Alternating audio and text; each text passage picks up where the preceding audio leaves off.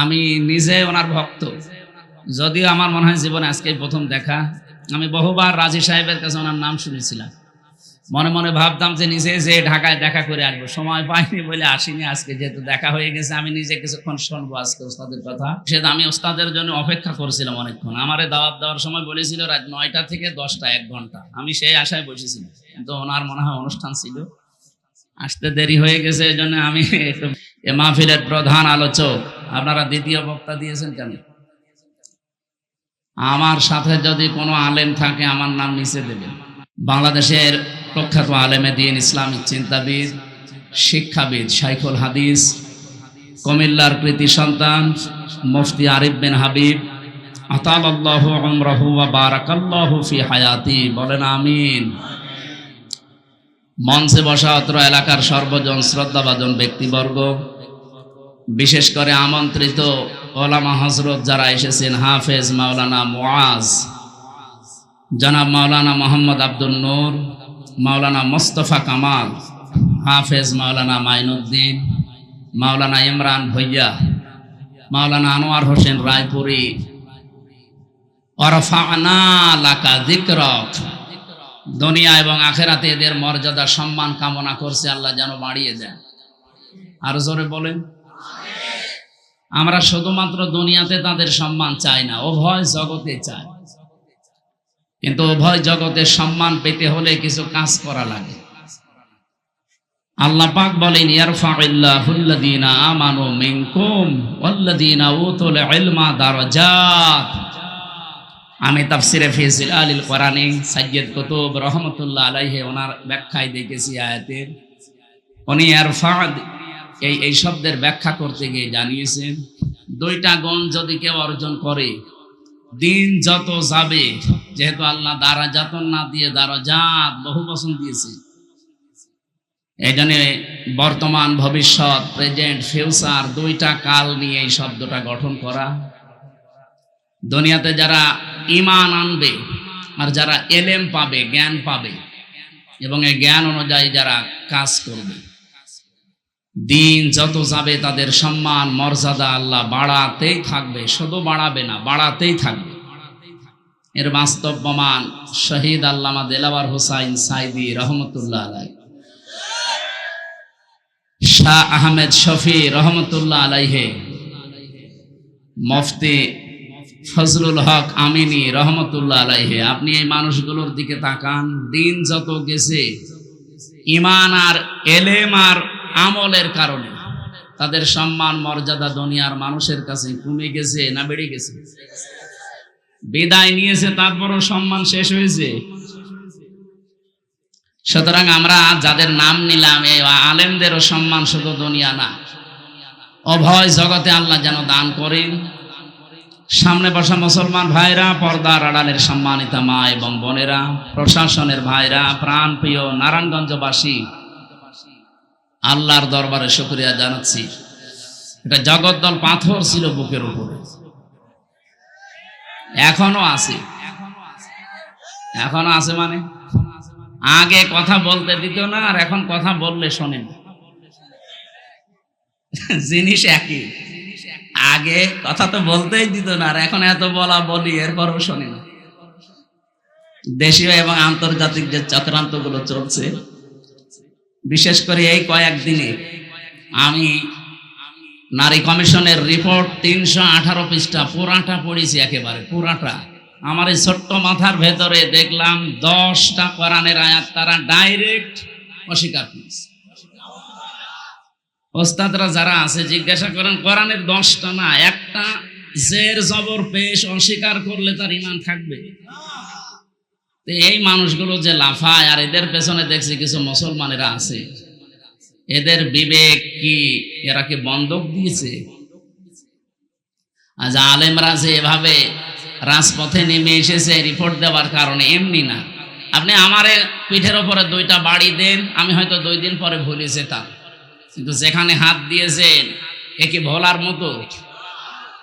আমি একটা একটা করে পড়তে পড়তে আসছিলাম। প্রথমে তারা পারিবারিক জীবনে হাত দিয়েছে, এরপরে দিয়েছে তাদের ব্যক্তিগত যে জীবনটা। 3টা বছর আমার রিমান্ডে নিয়ে বিশেষ করে জেলখানায় ওরা এমন টর্চার করেছে, আমার মাথার চুল থেকে পায়ের তালু পর্যন্ত 1 ইঞ্চি জায়গাও বাকি নেই। এই জন্য আমি বসতেও পারি না, 10 মিনিট পরে আমার ব্যথা হয়েছে। আর এমন জায়গায় ওরা টর্চার করেছে যে বউ ছাড়া কারো দেখানো যায়। আমার সাথে 76 জন আলেম আমরা এক জায়গায় ছিলাম, বিশেষ করে মাওলানা মামুনুল হক, মাওলানা শাকাওয়াত হোসেন রাজি, মাওলানা জোনায়েদ আল হাবিব, মাওলানা মনির হোসেন কাশেমি, এরপরে মুফতি নূর হুসাইন নুরানি হাফিজাহুল্লাহ। আল্লাহ রাব্বুল আলামিন আলেমদের মর্যাদা সম্মান দুনিয়া আখিরাতে আরো বাড়িয়ে দিয়েছে। আমি ঋণী খালিদ সাইফুল্লাহ আইয়ুবী, আল্লাহরে বান্দার কাছে আমি ঋণী। ভেতরে তো আসলে কেউ কারো না, এমন একটা জায়গা, ওটা একটা আলাদা জগৎ। আর জালেমরা আমাদের সাথে এমন আচরণ করেছে, 24 ঘন্টা তালা লাগিয়ে রাখতো, এরপরে দিয়ে রেখেছে সিসি ক্যামেরা, বিশেষ করে আমারে আর মামুনুল হকরে। কেউ যেন আমাদের সাথে কথাও না বলে, দেখাও না। ওখানে কেউ যদি একটু তাকায় আমার দিকে ওনার দিকে, ও একেবারে ডাইরেক্ট খবর হয়ে যায় জায়গা মতো। সে এখন ওর চাকরি নিয়ে টানাটানি, আমার দিকে তাকাবে কি করে ওই দূর থেকে। আর যারা আসে অধিকাংশ পাহারাদার গুলো দেখতাম সব হিন্দু, দেবদুলা, সুব্রত বালা, আশিক কুমার, নয়ন ঘোষ, এত সব আল্লাহর ওলির নাম বলছি। এর কাছে কোনো আলেম সালেম আছে? দূর থেকে যদি বলতাম যে দাদা সব সময় তালা লাগিয়ে রাখেন, 3 বছর একটা ঘরের ভেতরে, এদিকে 3.5 হাত, এদিকে 2.5 হাত, আর সামনে আবার পায়খানা দেওয়া, ওর ভেতরে সব 24 ঘন্টা এভাবে দিয়ে রাখেন। একটা বই নিয়ে আসতে পারেন, একটু পড়তাম। ও বই নিয়ে এসেছে বঙ্গবন্ধুর আত্মজীবনী, পড়ে আমি করবো কি? হুজুর এর ভেতরে জ্ঞান আছে। পরের সপ্তাহে বললাম যে একটা বই দেন, বই দিয়েছে বঙ্গবন্ধুর ছেলেবেলা। আচ্ছা আপনি আর বই পান না? পরের সপ্তাহে বই নিয়ে এসেছে বঙ্গবন্ধুর চীন সফর। বললাম আপনার বই দেওয়ার দরকার নেই, কোন মুসলমান কারারক্ষী আমার ভাগে পড়ে কিনা দেখি। বললো আশরাফুল নামে একজন, ওরে বললাম আপনার এখানে তো নাম লেখা আছে, দেখে অন্তত বোঝা যাচ্ছে আপনার ঈমান আছে, আপনিও ওদের মতোই, কিন্তু আপনার ঈমান আছে। আপনার নাম যেহেতু আশরাফুল, আপনি এটিএম আজহারুল ইসলামের কাছে যাবেন, ওই বিল্ডিং এ আছে হিমেলে, বলবেন হামজা বই চেয়েছে, দেখবেন বই কারে বলে উনি দেবেন। আল্লাহর বান্দা আমার প্রায় অনেকগুলো বই পাঠিয়েছিল, প্রোডাক্টিভ মুসলিম। এই বইটা আমার মনে হয় প্রত্যেকের পড়া দরকার, একবার জীবন পরিচ্ছন্ন হয়ে যাবে ইনশাআল্লাহ। এরপরে পাঠিয়েছিল তাফসিরে ফি জিলালিল কোরআন, তাফসিরে তাফহিমুল কোরআন, তাফসিরে ইবনে কাসির, তাফসিরে মারিফুল কোরআন, এইগুলো উনি পাঠিয়েছিল। কারণ উনি আছে আজ 13 বছর, আল্লাহর বিভিন্ন বান্দারা গিয়েছে, বিদায় নিয়েছে, ওনার কাছে বই রেখে গিয়েছিল, তাফসির রেখে গিয়েছিল। আল্লামা সাঈদীর যত বই সব ওনার কাছে ছিল, মাওলানা মতিউর রহমান নিজামী রহমতুল্লাহ আলাইহির যত বই, শহীদ আব্দুল কাদের মোল্লার যত বই সব ওনার কাছে দিয়েছিল। এই জন্য আল্লাহর বান্দা বাড়ি ঘর, মানে ঘর কাপড়া লাইব্রেরি 300-র উপরে প্রায় বই আছে। এই 3টা বছর যেহেতু আলেমদের সাথে ছিলাম, বিশেষ করে শাকাওয়াত হোসেন রাজি সাহেব, ওনার কাছে আমি আরো বেশি ঋণী। আরবি গ্রামারটা আমিও কওমি মাদ্রাসায় পড়া, আমি শর্ট কোর্সে দাওরা করেছিলাম, কিন্তু আমার এই আলিয়া মাদ্রাসায় কামেল করতে যে, অনার্স মাস্টার্স করতে যে, বিশ্ববিদ্যালয়ে এদিকে পিএইচডির এই চিন্তা ভাবনায় যে, এদিকে আমার আর সময় দেওয়া হতো না, আস্তে আস্তে জানা জিনিসও ভুলে যেতাম। কিন্তু 3টা বছর আল্লাহ এমন একটা সময় তৈরি করে দিয়েছিলেন, ফাঁসির কন্ডেম সেলের ভেতরে, আর উনি আর আমি পাশাপাশি ওনার কাছে আমি অনেক ঝালাই করে নিয়েছিলাম। আল্লাহর বান্দা রাজি সাহেবকেও আল্লাহ যেন কবুল করেন। বাড়ি মনে হয় কুমিল্লার সন্তান, ফজলুল হক আমিনী রহমতুল্লাহ আলাইহির জামাতাউল। সম্মানিত ভাইরা, আমার শরীর এখনো পর্যন্ত স্বাভাবিক হয়নি, কারণ ভেতরে ওরা এমন কিছু করেছে, আমার মাঝে মাঝে এখনো পর্যন্ত এলোমেলো হয়ে যায়। এই যে 8-10 দিন ছিলাম আমি ভেতরে হাসপাতালে, এই সাইটটা ডাক্তাররা বলছে, আমি সিঙ্গাপুরে, মালয়েশিয়া, থাইল্যান্ডে, ইন্দোনেশিয়া অনেকগুলো দেশে ঘুরলাম, যেখানে যেখানে দেখিয়েছে ওরা বলে এই সাইটটা একটু সমস্যা হয়ে এখনো আছে, কিন্তু সময় লাগবে স্বাভাবিক হতে, আপনি রাত জাগবেন না, সর্বোচ্চ রাত 10টা 10:30টায় ঘুমিয়ে পড়বেন, কিন্তু এই মাহফিলের জগতে এসে মানুষ কথা শুনবে। এরা আসলে তোলে রাত 10টা 11টা 12টায়। কালকে 11:30 12টার সময় আমি নেমেছি। একটা কথা হইল, আপনারা এত বলি যে 9টায় তুলে দেবেন, আমি 1 ঘন্টা 10-15 মিনিট কথা বলি, আমারে নামিয়ে দেবেন, আমি যেন 10টা 10:30টায় ঘুমিয়ে পড়তে পারি। যে গরু দিয়ে চাষ করে খাবেন, ও গরুই যদি মরে যায়, আমি তত কিছুদিন বেঁচে থাকি নাকি আমারে মেরে ফেলবেন? আমার রিমান্ডে প্রথম নিয়ে যে টর্চার করেছে আমার জীবনে ভোলার মতো না। এইরকম একটা চেয়ারে বসিয়ে এই হাতের সাথে ক্লিপ লাগিয়ে দিয়েছে। আমার আগে একজনকে নিয়ে গেল, ওরে দিয়ে আমারে দেখাচ্ছিল যে এইভাবে করে কিন্তু আমরা নখ তুলি, এই জন্য এখানে একটা চাপ দিয়েছিল। আর 4.5 বছর চলছে, এখনো মিলিয়ে যায়নি। আমার আগে যারে নিয়ে গেল, ভালো মানুষ নিয়ে গেল, আসার সময় দেখছে ও মা গো বাবা গো ওরে চিৎকার করছে। এই জায়গায় এরকম চেয়ারের সাথে ক্লিপ লাগায়, হাতের সাথে, গলার সাথে একটা বেড লাগিয়ে দেয়, মাথায় একটা টুপি পরিয়ে দেয় কালো, পেছনে তো হাত বাঁধা, ডান্ডা বেড়ি দেওয়া, মাজায় দড়ি টাঙিয়ে রাখে, একটা মেশিন আছে, এসে শুধু হাতের কাছে পায়ের কাছে ধরে, একেবারে মাপ দেওয়া, শুধু একটা টিপ দেবে, একবারে নখগুলো সব খুলে চলে যাবে। আরে নখ খুলে আসলেও যদি ছেড়িয়ে দেয় তাও তো বাঁচা যায়, লবণ ছিটিয়ে দেয়। মুফতি ফখরুল ইসলাম ভাই আমার সাথে ছিল, মাঝে মাঝে আমারে বলতো, হামজা এই যে মানুষ শুয়ে থাকে, এটা যে কত বড় নিয়ামত আমি টের পেয়েছি। ওরা আমারে মাটির নিচে নিয়ে প্রথম দিকে এই পায়ের ভেতরে হাত দিয়ে, লোহার ব্যারিকেড আছে সামনে, এর সাথে শিকল লাগিয়ে দেয়। 24 ঘন্টা একটা মানুষ এভাবে বসে থাকতে পারে? শুধু নাম শুনেছিলাম আমেরিকার ওই কারাগারে, কিন্তু বাস্তবে আমরা কিছু কিছু, আমার বিশেষ করে আমি এই আয়না ঘরে যখন ছিলাম প্রথম 10 দিন, আমি নিজে টের পেয়েছি যে মানুষের উপরে মানুষ এরকম অত্যাচারও করতে পারে। আর আমার এই কথাগুলো চিন্তা হয়, দেখি, আর মাঝে মাঝে মনে হয় যে এখনো যারা জালেমের পক্ষে সাফাই গায়, ওরা কি মানুষ? বলে কি করেছে আপা, আছে ওনার পালিয়ে চলে যাওয়া লাগবে। কি করেছে আপনার সাথে তো করেনি। আপনার বাবারা যদি এভাবে 8 বছর ব্যারিস্টার আরমানের মতো আয়না ঘরে রেখে দিত, তখন আপনি বুঝতেন যে কি করেছে। আপনি চিন্তা করতে পারেন, একটা মানুষ 8 বছর 10 বছর একটা ঘরের ভেতরে শিকল পায়ে বাঁধা বসে আছে, ও জানে না যে ওর নাম কি, ও ভুলে গেছে, কারণ 10 বছর ওকে কেউ ডাকে না। আমার পাশের ছেলে যে ছিল, মনে হয় 7 বছর ছিল, ওর জিজ্ঞাসা করেছে তোমার নাম কি, আমার দিকে আনমনা হয়ে তাকাচ্ছে, মনে হয় ওর নামও ভুলে গেছে, কারণ ওরা কেউ ডাকে না, ওর কাছে যায় না, ওর নামই জানে না। এ কোন বছর চলছে ও জানা নেই, এটা কোন মাস চলছে ও জানে না, এখন যে কিসের নামাজ পড়বে ও তাও জানে না, কারণ নামাজের সময় আমি নিজেও জানি না। আমি নিজে নামাজ পড়েছি আন্দাজে, 4 ওয়াক্ত নামাজে আমি পড়াটা টাঙানো ছিলাম একেবারে মাজায় দড়ি দিয়ে শূন্যের উপরে। আমি জানি না যে এখন কি নামাজ চলছে না কি চলছে। এমন এক ভয়ঙ্কর মাটির নিচে ঘর, দুনিয়ার কোনো আওয়াজ নেই। এই জন্য শরীরও যেহেতু ভালো না, রাত জাগা নিষেধ। আমি ওস্তাদের জন্য অপেক্ষা করছিলাম অনেকক্ষণ। আমারে দাওয়াত দেওয়ার সময় বলেছিল রাত 9টা থেকে 10টা 1 ঘন্টা। আমি সেই আশায় বসেছিলাম, কিন্তু ওনার মনে হয় অনুষ্ঠান ছিল, আসতে দেরি হয়ে গেছে। এই জন্য আমি একটু বেয়াদবি হয়ে গেল, আমি কুষ্টিয়ায় যে ফজর পড়বো, আমার কালকে অনুষ্ঠান আছে, প্রোগ্রাম আছে, এই কারণে আমরা 45 মিনিট মতো একটু কথা বলি আয়াতটা নিয়ে। এরপরে ওস্তাদ আপনাদের সামনে তাফসীর আকারে হাদিস দিয়ে, কোরআন দিয়ে কথা বলবে ইনশাআল্লাহ।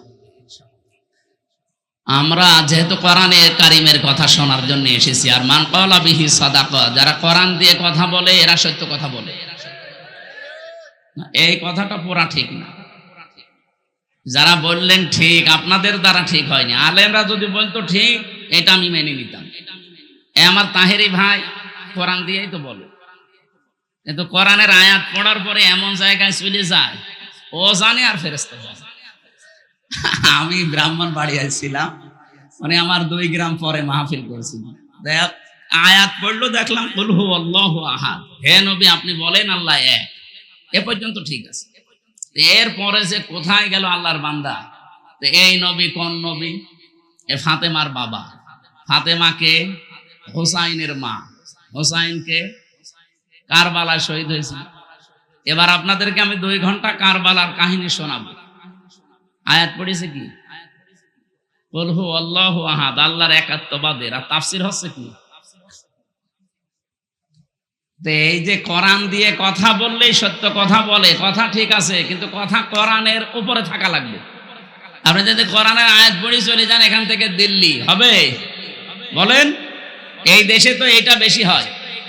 আমি বাইরের যতগুলো দেশ ভ্রমণ করেছি জেল থেকে বেরিয়ে, এর আগে আমি যেহেতু আকিস গ্রুপে ছিলাম, ওরা বহু দেশে আমারে নিয়েছে।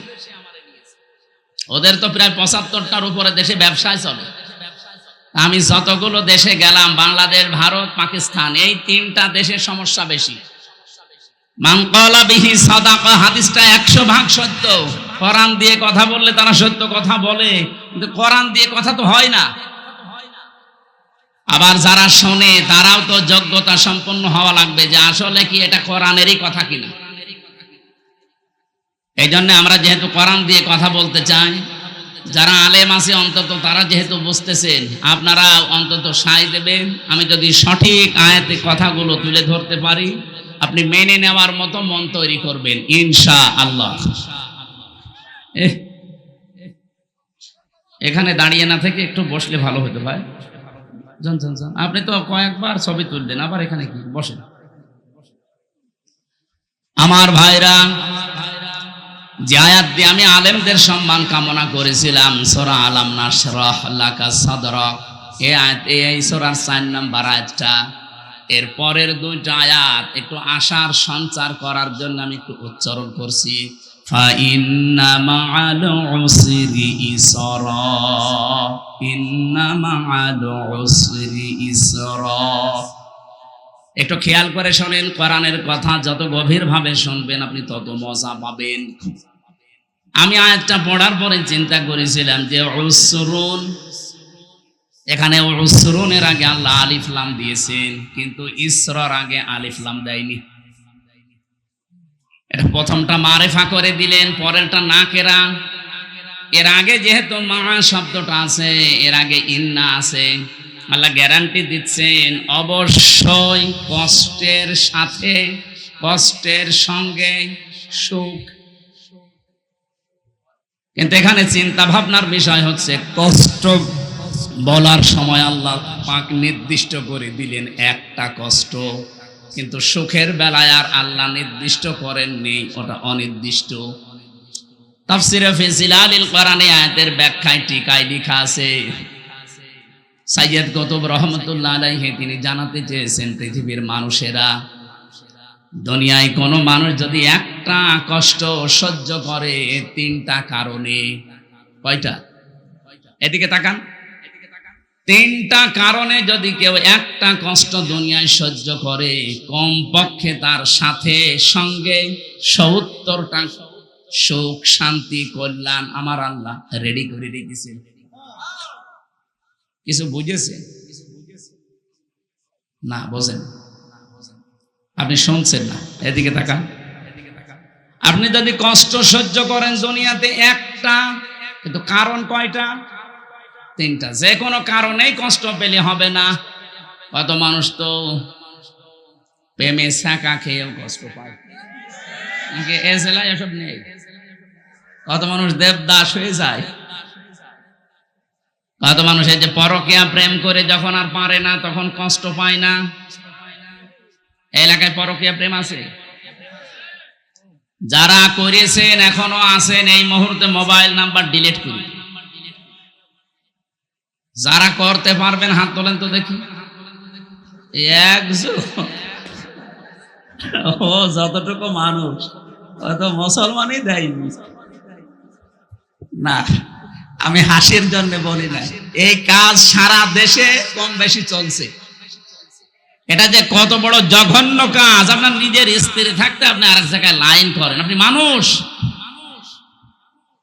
যারা শয়তানের ধোকায় নফসের জালে পড়ে এগুলো করেছেন, এই মুহূর্তে আমাদের থামা লাগবে। যদি কেউ করে থাকেন এই মুহূর্তে তাওবা করে জীবনের মতো ফিরে আসেন, তাও মাপ পাবেন।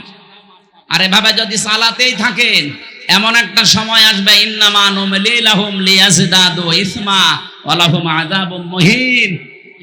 মানুষ যখন পাপ করতে করতে সীমা ছাড়িয়ে যায়, পরিপূর্ণ হয়ে যায় অপরাধ, তখন ওকে আর ফিরে আসার কোনো লাইন আল্লাহ রাখে না। ওর জন্য তখন অপমানজনক শাস্তি আল্লাহ রেডি করে রাখে। আমি সহ এখানে যারা আছি, কেউ যদি এই গোনায় থেকে থাকি, এই মুহূর্তে আল্লাহর দিকে তাকিয়ে তওবা করছি, পারবেন না ইনশাআল্লাহ? এই অবৈধ কাজে সুখ আছে, শান্তি আছে, কিন্তু একটা অবৈধ সুখ যদি দুনিয়ায় কেউ ভোগ করে, একটা কষ্ট পেলে যেমন ৭০টা শান্তি আছে, ওর সাথে সাথে একটা সুখ যদি কেউ দুনিয়ায় ভোগ করে আর সুখটা যদি হয় অবৈধ, অবশ্যই তার সঙ্গে সঙ্গে সাথে সাথে ৭০টা দুঃখ তাকে ভোগ করা লাগবে। পরকীয়া প্রেমে যে শান্তি আছে, সুখ আছে, এটা কি বৈধ সুখ না অবৈধ? বলেন বলেন। এই অবৈধ সুখ যদি কেউ দুনিয়ায় পান, হ্যাঁ আপনার আনন্দ লাগবে, সুখ লাগবে, একটা সুখের কারণে ৭০টা অশান্তি দুনিয়ায় ভোগ করা লাগবে। এটা আমরা চাই? বলেন। আল্লাহ আমাদের হেফাজত করুন, বলেন আমিন।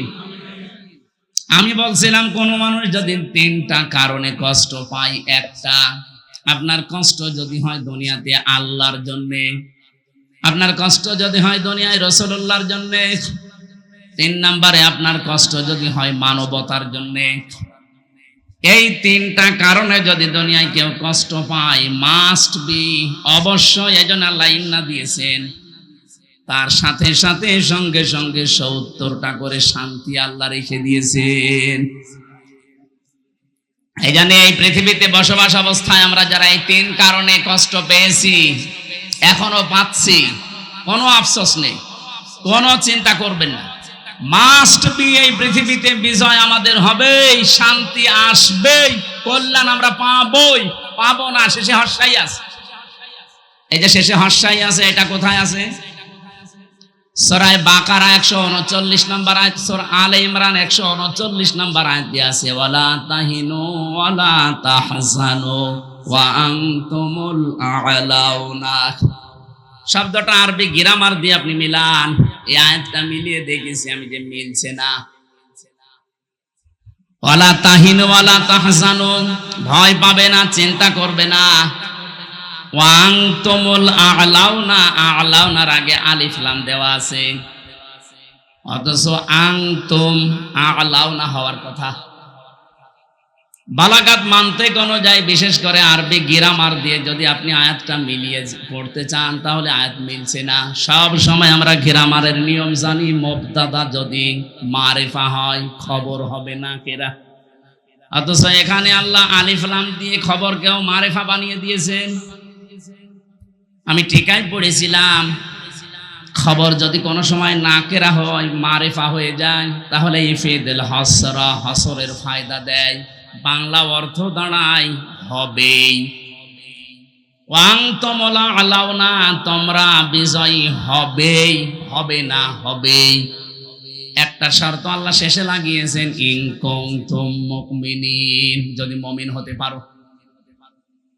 তাহলে আমাদের কোনো চিন্তা নেই, কোনো ভয় নেই, আমরা মনক্ষুণ্ণ না, হীনমন্যতায় ভুগি না। কারণ এই পৃথিবীতে আমরা বেঁচে থাকলেও লাভ, মরে গেলেও আমাদের লাভ,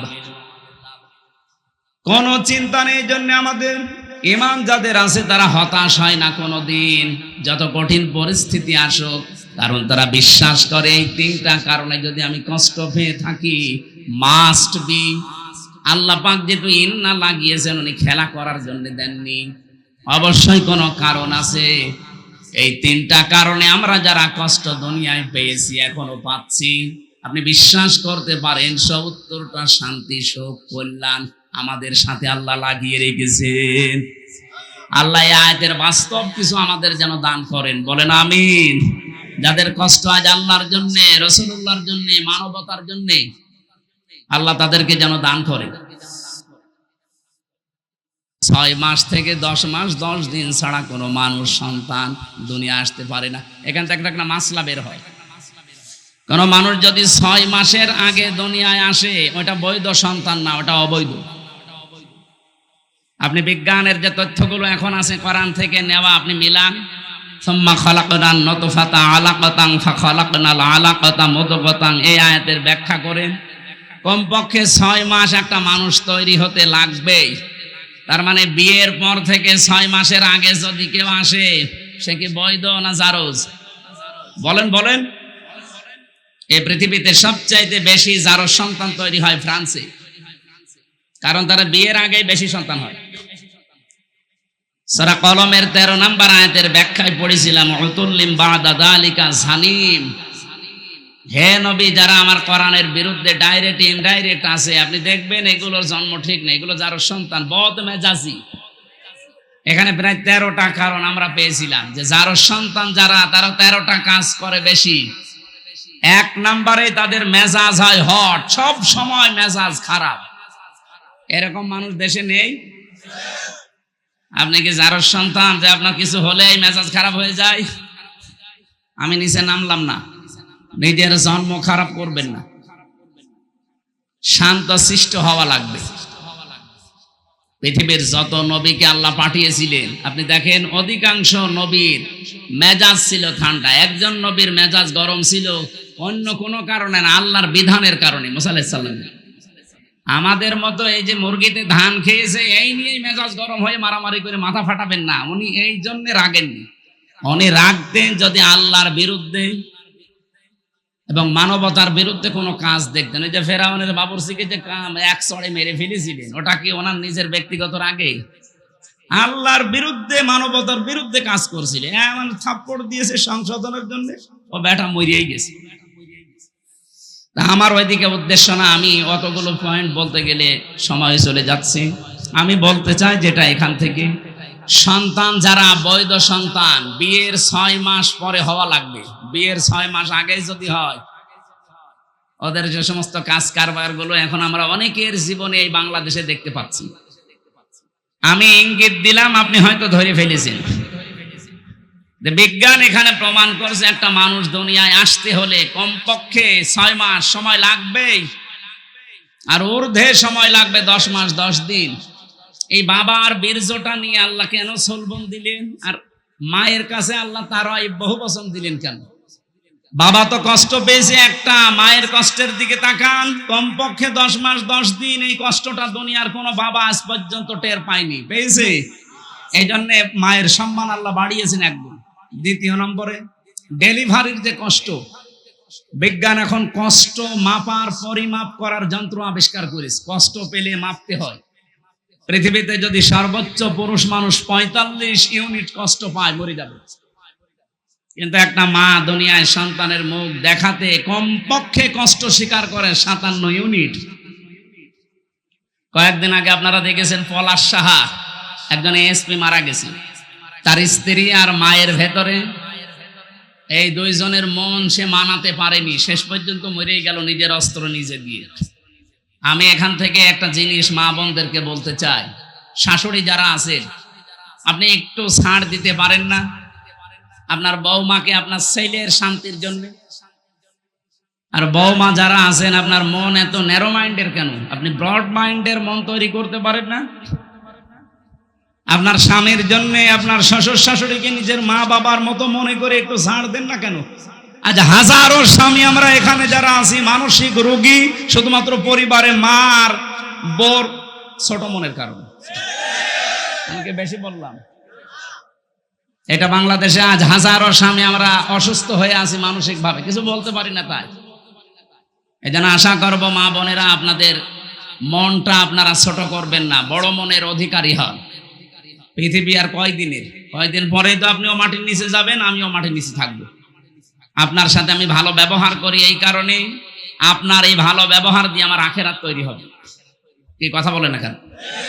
আমি আলেমের সাথে ভালো ব্যবহার করব এই কারণে ব্যবহার দিয়ে আমার আখেরাত তৈরি হবে।